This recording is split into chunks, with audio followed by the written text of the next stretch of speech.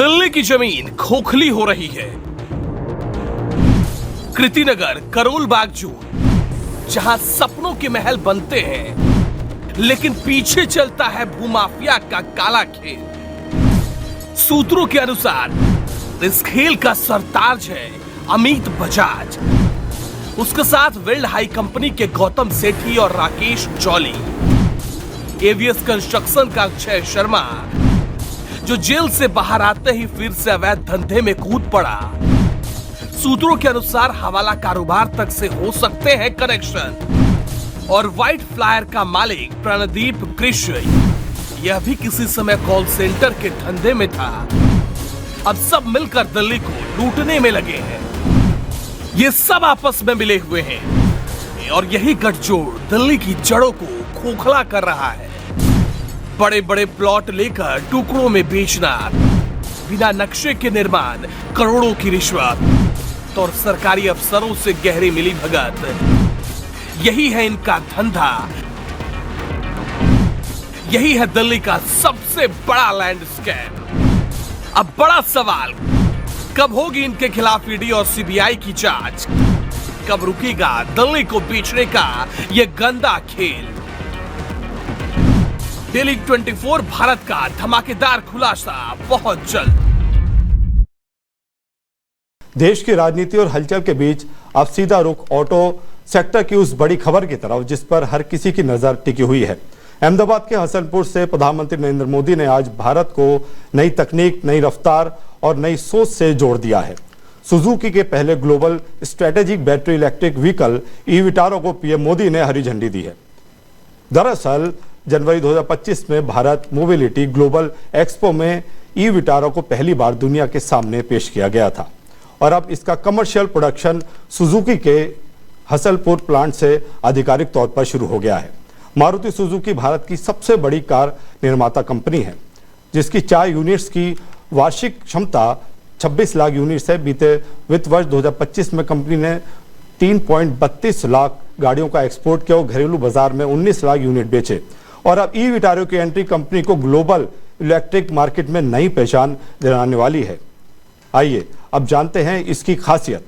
ई-विटारो 2 battery options में मिलेगी, 49 kilometre और 61 किलोमीटर।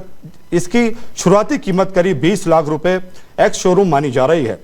बड़ी बैटरी वाले वेरिएंट में मिलेगा डुअल मोटर AWD सिस्टम यानी all wheel drive technology. Bharat में ई-विटारो का सीधा मुकाबला होगा Hyundai Creta electric, MG ZS EV और महिंद्रा BE6 जैसी दमदार गाड़ियों से। यानी साफ है, आने वाले दिनों में भारतीय सड़कों पर इलेक्ट्रिक SUV की जंग और भी जबरदस्त होने वाली है। अब देखना यह है कि सुजुकी की एक ग्लोबल पेशकश भारतीय ग्राहकों का दिल जीत पाती है या फिर नहीं। गणेश उत्सव के इस उल्लास में आज भारत की मेक इन इंडिया इस यात्रा में एक नया अध्याय जुड़ रहा है। ये make in India, make for the world, हमारे उस लक्ष्य की तरफ एक बड़ी छलांग है।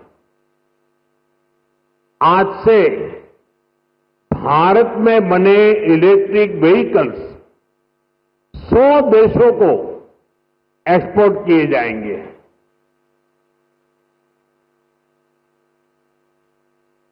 साथ ही आज हाइब्रिड बैटरी इलेक्ट्रोड मैन्युफैक्चरिंग भी स्टार्ट हो रही है। आज का ये दिन भारत और जापान की फ्रेंडशिप को भी नया आयाम दे रहा है। मैं सभी देशवासियों को, जापान को, सुजुकी कंपनी को बहुत बहुत बधाई देता हूं। साथियों, भारत के पास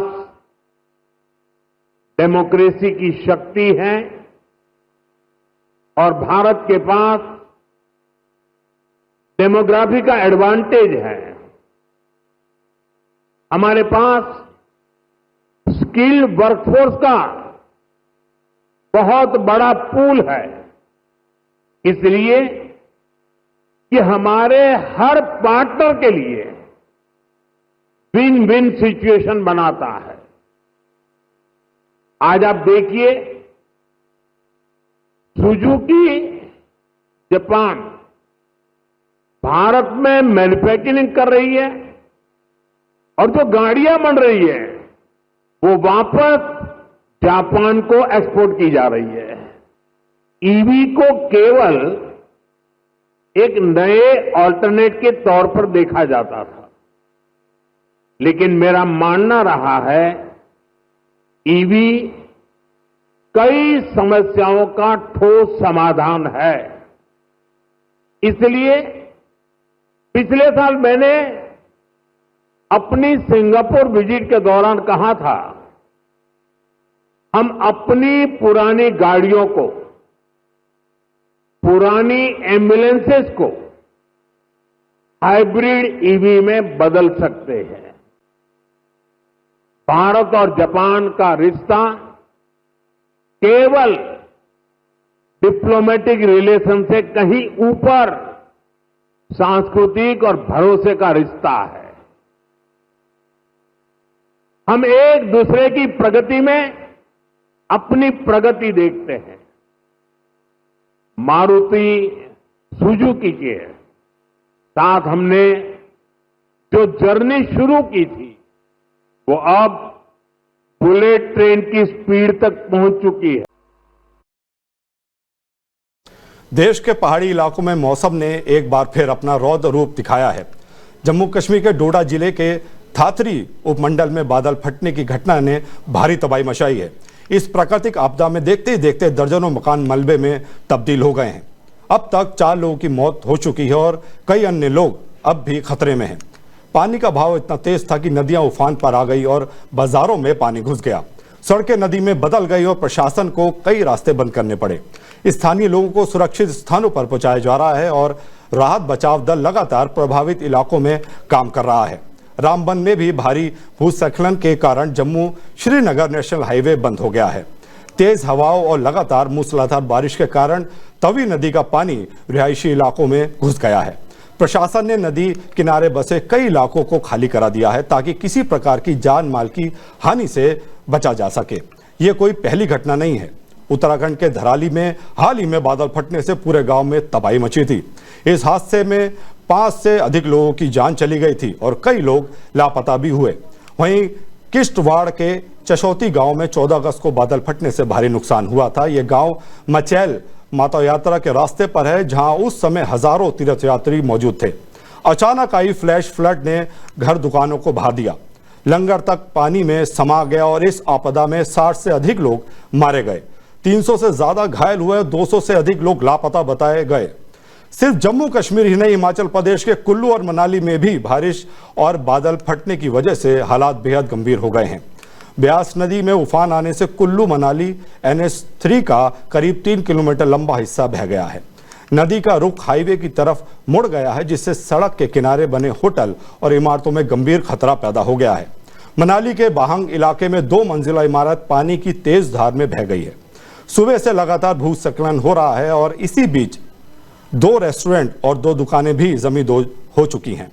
दवाड़ा के पास ब्यास नदी पर बने फुट ब्रिज का पूरा हिस्सा पानी में समा गया है। ये पुल लारजी पावर हाउस को दूसरी ओर से जोड़ता था और नदी की तेज लहरों के सामने टिक नहीं पाया। स्थानीय प्रशासन लगातार लोगों को सुरक्षित स्थानों पर पहुंचाने का काम कर रहा है। नगर निकाय और राहत बचाव दल प्रभावित इलाकों में सहायता कर रहे हैं। अधिकारियों का कहना है कि खतरा अभी टला नहीं है और लोग सुरक्षित जगहों पर शिफ्ट रहें, चाहे जम्मू कश्मीर हो, हिमाचल प्रदेश हो या उत्तराखंड। पहाड़ी राज्यों में मौसम का कहर लगातार जीवन और संपत्ति के लिए गंभीर खतरा बना हुआ है। प्राकृतिक आपदाओं की ये घटनाएं साल दर साल दोहराई जा रही हैं और सवाल ये उठता है कि आखिर कब तक लोग इन मौसमी आपदाओं के सामने असहाय होंगे।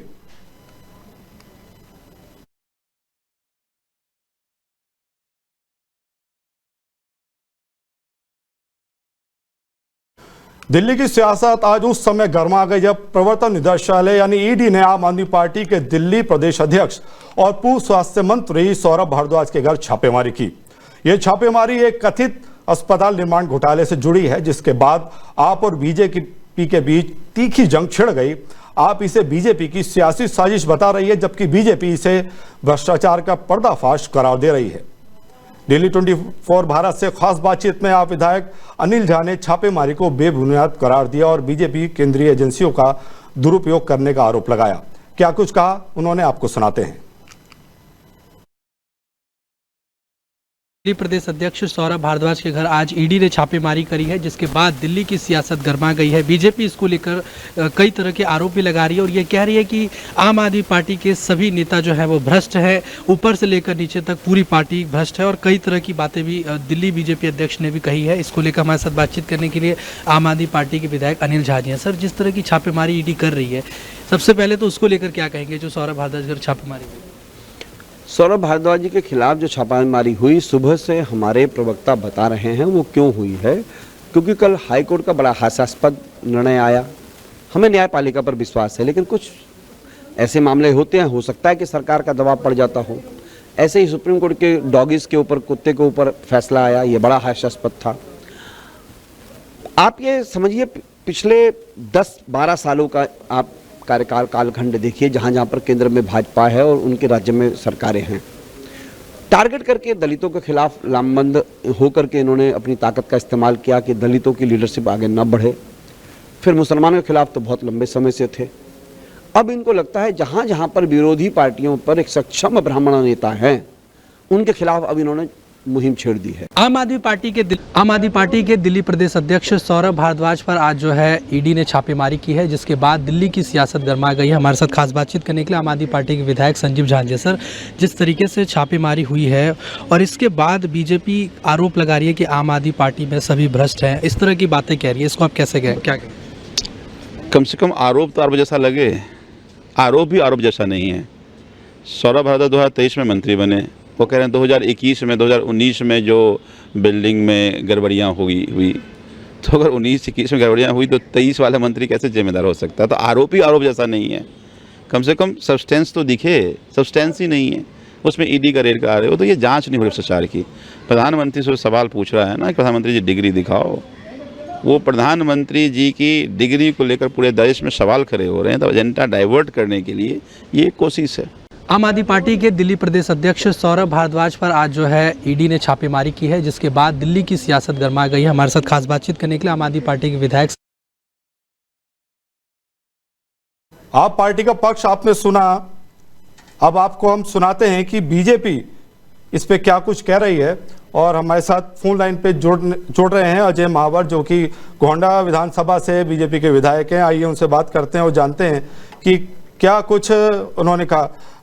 अजय महावर जी, आज छापेमारी हुई है ईडी की, तो इसमें आम आदमी पार्टी सीधा बीजेपी को निशाना बना रही है और कह रही है ये ईडी का दुरुपयोग हो रहा है। भ्रष्टाचारियों को अगर उसके गर्दन तक कानून के हाथ पहुंच जाते हैं तो उनको दिक्कत होती ही है। पहले तो यही केजरीवाल थे, जब कहते थे कि आरोप लगा है तो तुरंत इस्तीफा देना चाहिए। शरद यादव, लालू यादव, सोनिया गांधी सब पर उंगली उठाते थे। अब इनकी सारी धारणाएं बदल गई हैं और भ्रष्टाचारियों से प्रेम हो गया है। कहीं ना कहीं अगर कानून अपना काम कर रहा है, एजेंसियां अगर निर्भीक होकर स्वतंत्र रूप से काम कर रही हैं, तो कोऑपरेशन करना चाहिए। जब आदरणीय प्रधानमंत्री नरेंद्र मोदी जी मुख्यमंत्री हुआ करते थे, तब भी तो एजेंसी बुलाया करती थी, चुपचाप आकर के सहयोग करते थे। आदरणीय गृह मंत्री जी अमित शाह जी को भी जब भी बुलाया गया तो वो कोऑपरेशन करते थे एजेंसियों को, इनकी तरह हंगामा नहीं काटते थे जी। और इन्होंने तो रेफरेंडम भी मांगा था जनता से भी। उन्होंने कहा कोर्ट से नहीं, जनता से रेफरेंडम लेंगे। और अगर आम आदमी पार्टी को और केजरीवाल को भ्रष्ट समझते हैं तो हमें वोट ना दें, और भ्रष्ट नहीं समझते तो वोट दें। पब्लिक ने तो इनको वहां भी नकार दिया, लोकसभा में भी इन्होंने यही, लोकसभा के चुनाव में, विधानसभा के चुनाव, दोनों समय ये विषय उठाया पब्लिक के सामने, दोनों में पब्लिक ने रिजेक्ट कर दिया। अब अगर कानून अपना काम कर रहा है तो उसे करने देना चाहिए, और अगर साक्ष्य नहीं होगा तो भाई इज्जत बरी होकर वापस आएंगे, आपकी समाज में प्रतिष्ठा बढ़ेगी। और यदि आप उसमें कल्परेट होंगे, कहीं ना कहीं आप उसमें षड्यंत्र में शामिल होंगे, आपने अगर कोई घोटाला किया होगा, आपने कोई अनियमितता की होगी, तो दोषी पाए जाएंगे तो सजा भी होगी। तो इसके लिए तो तैयार मानस को तो रखना चाहिए। और मुझे लगता है कि कानून को काम ना देने, अब इन्होंने जो बिल का विरोध किया है अभी इसलिए तो किया है, बिल को इंट्रोड्यूस नहीं होने दे रहे थे जी। जब जेपीसी में नहीं, उस बिल को भ्रष्टाचार पर अंकुश लगाने वाले नेताओं पर अजय महावर जी, सरकार वो हमारी ये है। अजय महावर जी, आम आदमी पार्टी ये कह रही है कि जो जब डिग्री मोदी की डिग्री मांगी गई तो उसको डिग्री ना दिखाने के बदले ईडी की रेड करा दी। अब क्या करेंगे, खिसियाई बिल्ली खम्बा नोचे, बात भ्रष्टाचार की हो रही है जी तो उसको डाइवर्ट करने का प्रयास ना हो। जी भ्रष्टाचार के मामले पर भारतीय जनता पार्टी अगर जीरो टॉलरेंस पे आती है जी। और प्रधानमंत्री जी स्वयं को भी आगे लेकर आ रहे हैं उसमें परिधि में, तो इनके पेट में दर्द क्यों है? अभी 18 राज्यों में हमारे मुख्यमंत्री है ना, देश में हमारे जी। प्रधानमंत्री है ना। हमको जब डर नहीं है, हम जब इसको लागू करने के लिए तैयार हैं, हम भ्रष्टाचार की जो जीरो टॉलरेंस पर अपने को उस परिधि में लाने को तैयार हैं, तो जिनके पास चूचू का मुरब्बा यानी एक है, उसके बाद भी आप इतनी बड़ी बड़ी बातें कर रहे हो और ज्ञान दे रहे हो। और आपने ही ये सब नजीर पेश की है, जबरन देश के पहले मुख्यमंत्री बने ये, जो जेल में रहकर सरकार चलाने की बात की और उसके ऊपर खुश होते हैं, इतराते हैं, शर्म नहीं आती इनको जरा भी। अजय जी, केजरीवाल ने तो आज ये बोला है कि जब मैं जेल से सरकार चला रहा था तो जनता खुश थी, जनता के सारे काम हो रहे थे, जबकि आप ये तो खुद ही को ही सर्टिफिकेट देते रहते हैं ना। इन्होंने तो लोकसभा चुनाव और विधानसभा चुनाव में खुद को सर्टिफिकेट दिया, जनता ने खारिज कर दिया इनको। और हेमंत सोरेन ने भी कम से कम इतनी ईमानदारी दिखाई कि जेल जाने से पहले इस्तीफा दे दिया, वापस आए, सम्मान पूर्वक जीत करके आज पुनः मुख्यमंत्री के रूप में स्थापित है। तो ये तो नहीं, इन्होंने नहीं दिया इस्तीफा तो जनता ने इनको सजा दी है और ये इसी प्रकार कहते रहेंगे तो ये पंजाब से भी जाएंगे, ये हिंदुस्तान के किसी कोने में पंचायत का चुनाव भी नहीं जीत पाएंगे। इन्हें अपने गिरेबान में झांकना चाहिए, जनता की पल्स को समझना चाहिए। भ्रष्टाचार की बात करने वाले अरविंद केजरीवाल, जिसने लोकपाल और लोकायुक्त के नाम पर चुनाव लड़ा, पार्टी बनाई, वो आज उससे कोसों दूर जा चुका है और 10 साल से अजय महावर जी, अजय महावर जी, एक मेरा आखिरी सवाल ये है कि आम आदमी पार्टी कह रही है सत्येंद्र जैन को क्लीन चिट मिल गई है, तो जब उनके वहां पे कुछ उनको प्राप्त नहीं हुआ तो ये भी फर्जी रेट पड़ रही है ईडी की, इस पे क्या कहेंगे? कौन सी क्लीन चिट मिल गई है? ये 2022 से जितने केस चल रहे हैं किसी में क्लीन चिट नहीं है। अभी वो जमानत पर हैं, ज्यादा ना इतराए, सब जुडिशियल हैं, उन पर केस चल रहा है। अभी चार्जशीट दाखिल हो चुकी है और डिस्कशन कोर्ट में ओपन है।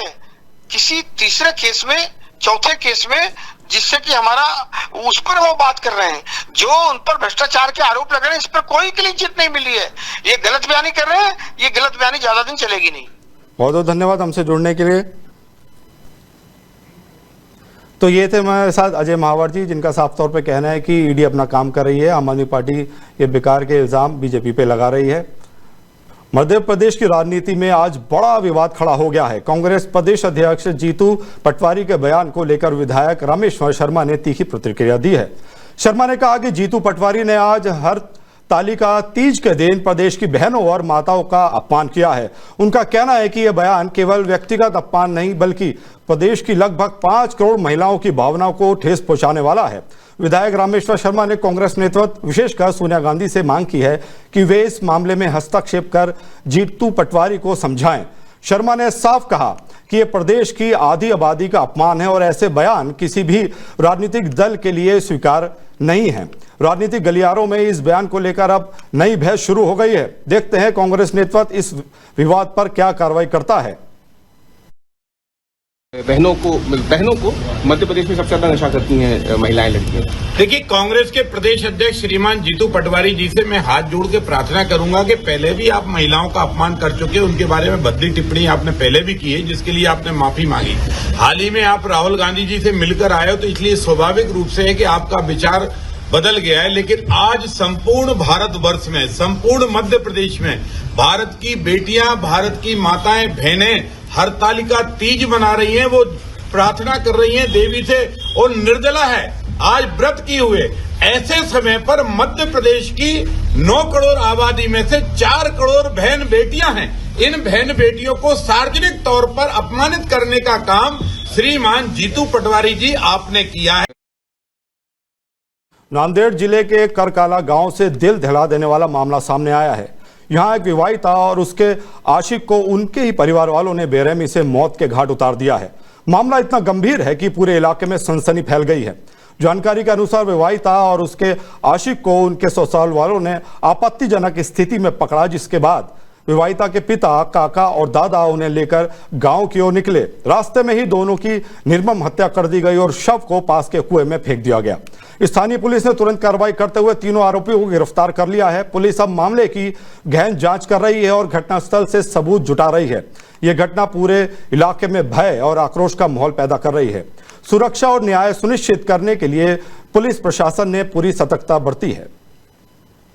मुंबई के मीरा रोड से एक बड़ी खबर सामने आई है। यहां 25 साल पुराने मंदिर को नुकसान पहुंचाने का मामला चर्चा में। पुलिस ने इस मामले में 2 लोगों को गिरफ्तार कर एफआईआर दर्ज की है और जांच तेज कर दी गई है।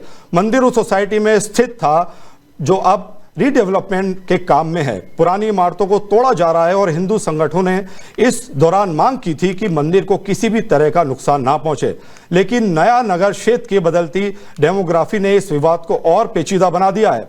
पहले जहां यह सोसाइटी हिंदू निवासियों की थी, अब यहां मुस्लिम समुदाय का वर्चस्व है।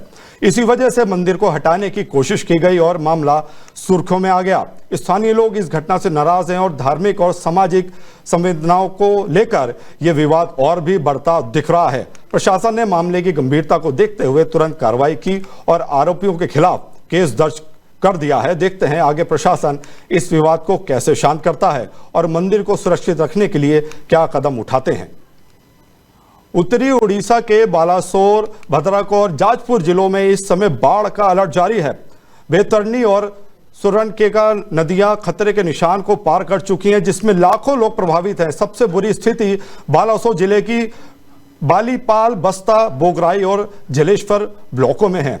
उफनती स्वर्णरेखा नदी ने इन इलाकों को पूरी तरीके से जलमग्न कर दिया है। वहीं पड़ोसी भद्रक में बैतरणी नदी के उफान के कारण धामनगर और भंडारी पोगरी ब्लॉक पानी से डूब गए हैं। जाजपुर में भी हालात गंभीर है। कानी नदी के तटबंध में दरार आने से दशरथपुर ब्लॉक के कई गांवों में बाढ़ आ गई है। स्थानीय लोग बता रहे हैं कि कुछ ही घंटों में दरार इतनी तेजी से बढ़ गई कि खेती और बस्तियां पानी की चपेट में आ गई।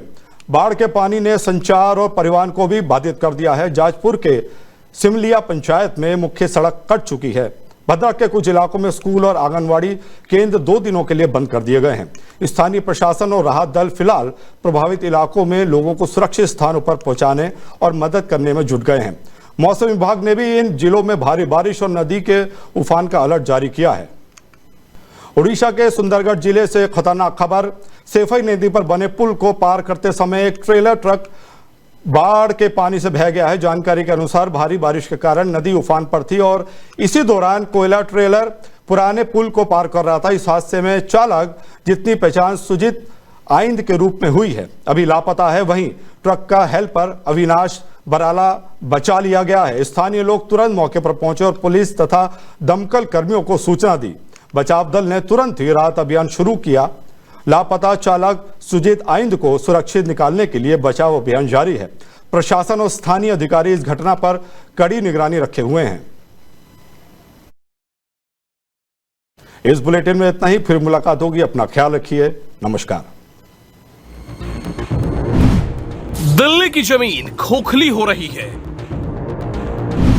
कृतिनगर, करोल बाग जू, जहां सपनों के महल बनते हैं, लेकिन पीछे चलता है भूमाफिया का काला खेल। सूत्रों के अनुसार इस खेल का सरताज है अमित बजाज।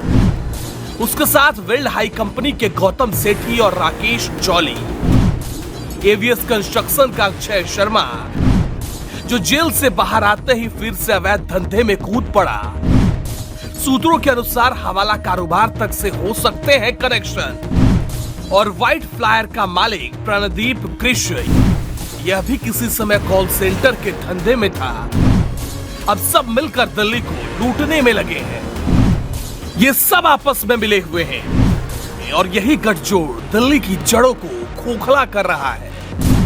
बड़े बड़े प्लॉट लेकर टुकड़ों में बेचना, बिना नक्शे के निर्माण, करोड़ों की रिश्वत और सरकारी अफसरों से गहरी मिलीभगत, यही है इनका धंधा। यही है दिल्ली का सबसे बड़ा लैंडस्केप। अब बड़ा सवाल, कब होगी इनके खिलाफ ईडी और सीबीआई की जांच? कब रुकेगा दिल्ली को बेचने का यह गंदा खेल? डेली 24 भारत का धमाकेदार खुलासा बहुत जल्द।